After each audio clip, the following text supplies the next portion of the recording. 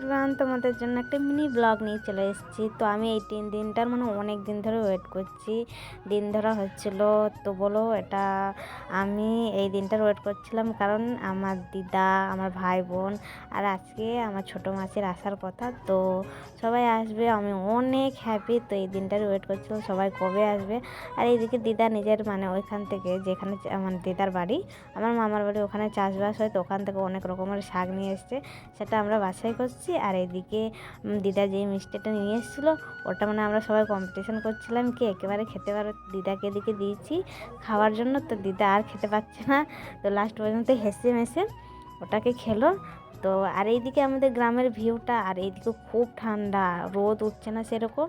তো তোমাদের ওইদিকে কেমন ঠান্ডা পড়ছে তোমরা নিশ্চয়ই জানো। আর এটা হলো আমাদের গ্রামের ভিউটা। তো গ্রামে এখন ঠান্ডাকাল র্যাকেট খেলবে, তো র্যাকেট খেলছে সবাই আমাদের বাগানে। তোমাদেরকে অনেকবারই বলেছি, আমাদের অনেক বড় একটা বাগান আছে গ্রামের ভেতরে। তো তোমরা সবাই নিশ্চয়ই জানিও কাদের কাদের কোথায় কেমন ঠান্ডা পড়ছে। আর আমরা আগুন পোয়াচ্ছি। তো এইটুকুই ভিডিওটা ছিল, টাটা।